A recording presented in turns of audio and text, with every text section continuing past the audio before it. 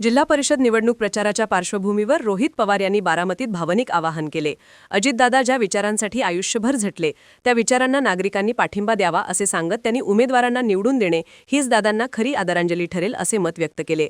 रोहित पवार म्हणाले, 29 तारखेला दुर्दैवी घटना घडली त्या दिवशीही दादा कार्यकर्त्यांच्या निवडणूक प्रचारासाठी निघाले होते। दादा ज्या विचारांना पुढे नेत होते त्या विचारांना नागरिकांनी साथ द्यावी हीच माझी विनंती आहे।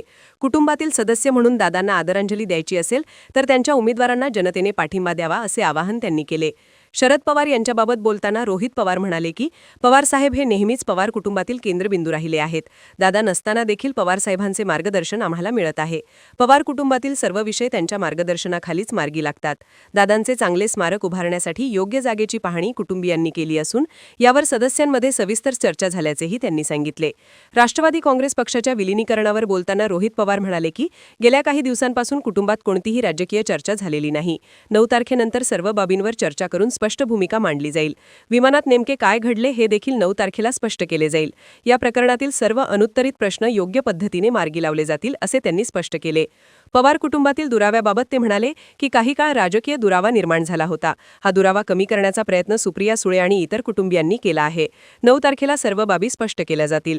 मुंढवा प्रकरणावर प्रतिक्रिया देताना रोहित पवार म्हणाले की सध्या याबाबत कोणतीही माहिती नाही। सर्व बाबी समजून घेतल्यानंतर 9 तारखेला भूमिका स्पष्ट केली जाईल।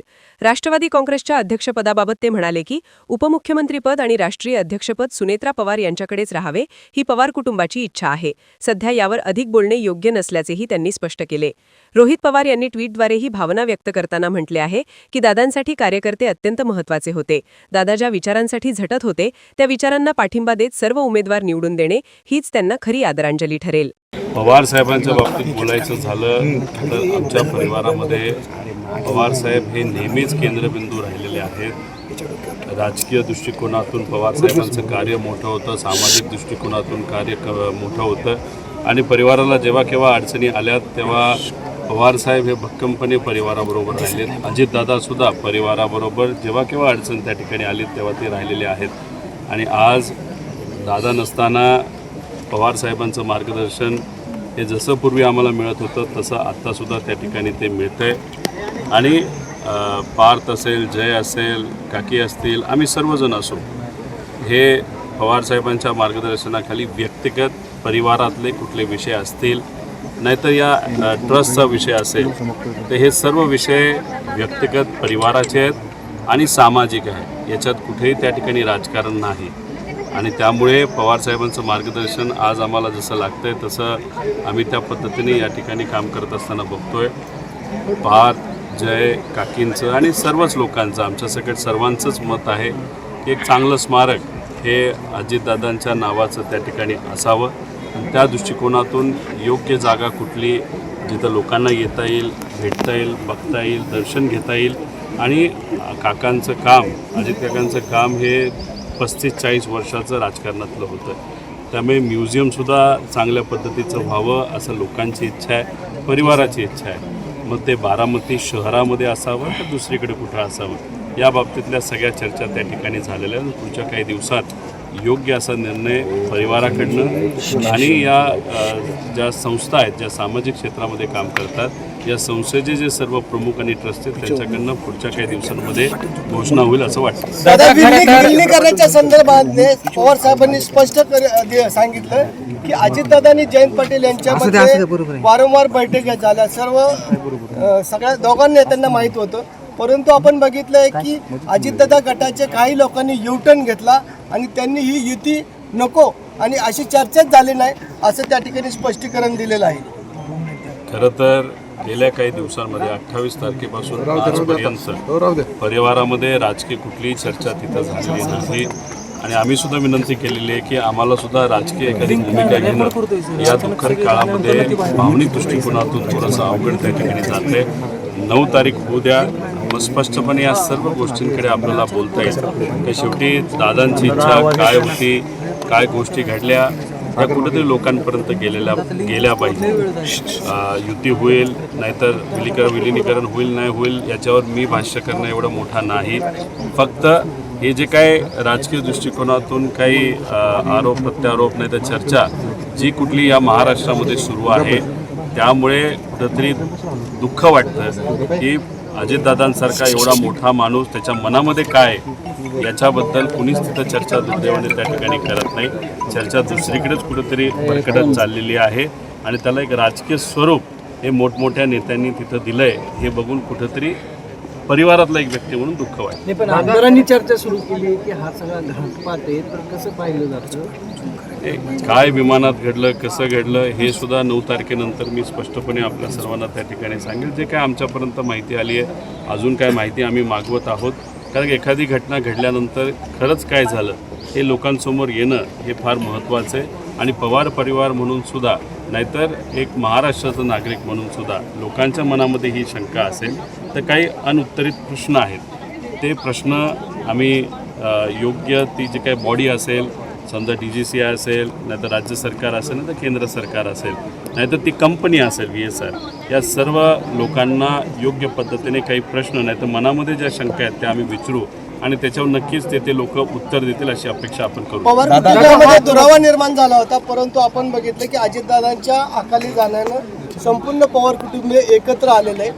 कायमस्वरूपी हाच स्नेहभाव पवार कुटुंबामध्ये राहील आणि पुन्हा एकदा दोन्ही पक्ष एकत्र येतील. पवार परिवाराबद्दल बोलायचं झालं तर काही प्रमाणात जेव्हा पक्ष वेगळे झाले होते तेव्हा कुठंतरी एक जाणीव झाली होती की कुठंतरी दुरावा परिवारामध्ये तिथं आलेला आहे. पण नंतरच्या काळामध्ये साहेबांकडनं सुद्धा असेल, सुप्रियाताईंकडनं असेल, अजितदादांकडनं असेल, काकींकडनं असेल, सुनीता काकींकडनं, कारण का हे सर्व राजकारणात आहे. आणि मग आमच्यासारखे जे पुढची पिढी आहे याच्याकडनं सुद्धा प्रयत्न राजकीय दुराव्याला कमी व्हावात यासाठी तसे खूप प्रयत्न सुरुवातीला झाले नव्हते. पण परिवार हा एक राहायला पाहिजे की आपली महाराष्ट्राची संस्कृती, देशाची संस्कृती याच्यासाठी परिवाराच्या दृष्टिकोनातून प्रयत्न एकत्रित येण्याचे झाले होते. जसं लग्नाला भेट देणं, सहभाग घेणं, आनंदात सहभाग घेणं, ह्या सगळ्या गोष्टी परिवाराकडनं तिथं झाल्या होत्या. राजकीय दृष्टिकोनातून काय घडलं, कसं घडलं हे 9 तारखेनंतर आपल्या सर्वांसोबत आम्ही नक्कीच पार्थ पवार यांना क्लीन चिट मिळाली आहे. आता राज्यसभेची जागा रिक्त झालेली आहे. आज ह्याच्यामध्ये बातम्या देखील आलेल्या आहेत आणि आता राज्यसभेची जागा रिक्त झालेली आहे. पार्थ पवार यांच्या जागेचा त्या ठिकाणी विचार सुरू आहे का? की ती जागा कुठे हेच मला तिथं माहीत नाही आणि काय चर्चा चालू आहे हेही मला माहीत नाही. आणि गेले काही दिवस न मीडिया चॅनल आम्ही बघतोय न पेपर वाचतोय, त्यामुळे खरंच काय घडलं आहे हे आत्ता तरी माहीत नाही. पण राजकीय क्षेत्रामध्ये काम करत असताना कधीही बोलत असताना मोगम बोलून चालणार नाही. त्यामुळे 9 तारीख उद्या सगळे विषय समजून घेतो, मग स्पष्टपणे पवार कुटुंब आणि राष्ट्रवादी एक नातं आहे आणि राष्ट्रवादी दादांची वेगळी असतील तरीही राष्ट्रवादीचं अध्यक्षपद पवार कुटुंबियाकडे राहायला पाहिजे अशी सगळ्यांची इच्छा आहे. तुम्हाला काय वाटतंय की राष्ट्रीय अध्यक्ष सुनेत्र पवारच अशी मागणी देखील 30 आमदारांनी केली आहे. तुम्ही समजून घ्या की उपमुख्यमंत्री पद सुद्धा आणि त्या राष्ट्रवादीचे मुख्य पद जे देशाचे प्रमुख हे पवार परिवाराकडेच आणि सुनित्रा काकींकडेच राहावं अशी आमची सुद्धा त्या ठिकाणी इच्छा आहे. फक्त या गोष्टी आम्हाला या दुःखद काळामध्ये बोलता येत नाही, एवढंच त्यातलं त्या ठिकाणी फरक. आणि लोकप्रतिनिधी हे आमदार असतात. आमदार लोकांच्या आशीर्वादाने मतातून त्या ठिकाणी निवडून येत असतात. त्यांनी ती इच्छा त्यांच्या पक्षामध्ये व्यक्त केली असेल तर 30 हा आकडा मेजॉरिटीचा आकडा आहे. त्याच्याचबरोबर त्यांचे जे सर्व पदाधिकारी आहेत जे मला कळालेलं आहे, ज्याच्यात विविध सेलचे अध्यक्ष असतील, त्यांनीसुद्धा सुनित्रा काकींचंच नाव पुढं केलं असेल. त्यामुळे कुणी किती काय प्रयत्न केले तरी आमदारांचं म्हणणं, परिवाराचं म्हणणं, पदाधिकाऱ्यांचं म्हणणं आणि लोकांचं, महाराष्ट्रात तमाम लोकांचं म्हणणं हे कुणीही डावलणार नाही. त्यामुळे आम्हाला सुद्धा वाटतंय की काकीच तिथं त्या पक्षातले प्रमुख राहतील. हाल ही में घटना हुई है, रोहित शेट्टी के घर पे 4 राउंड फायरिंग हुई थी, लेकिन अब तक जो है आरोपी काकींनी त्यानंतर तुमचं काय बोलणं झालं त्यांच्याशी किंवा एक कुटुंबीय म्हणून तुम्ही काय बोलले, ट्विट केलं? आज मी जे काही ट्विट केलं त्याच्याबद्दल थोड्या वेळापूर्वी मी बोललोच, त्याचं मी वक्तव्यसुद्धा केलं. अजितदादा कार्यकर्त्यांच्या प्रचारासाठी विमानाली येत असताना दुर्दैवी ही घटना घडली. अजितदादांसाठी कार्यकर्ते फार महत्त्वाचे होते. तुम्ही बघितलं असेल पिंपरी चिंचवडमध्ये सुद्धा त्यांनी फार मनापासून कार्यकर्त्यांसाठी प्रचार केला होता. आज जिल्हा परिषदचा प्रचाराचा शेवटचा दिवस आहे. त्यामुळे दादा ज्यांच्यासाठी झटत होते, ज्या विचारासाठी झटत होते, त्या विचाराला पाठिंबा मतदार बंधू आणि भगिनींनी द्यावा अशी इच्छा या ठिकाणी मी व्यक्त करतो. आणि त्याची श्रद्धांजली म्हणजे अजितदादा एक फार मोठे राजकीय नेते असल्यामुळे राजकीय दृष्टिकोनातून बोलायचं झालं आणि राजकीय दृष्टिकोनातून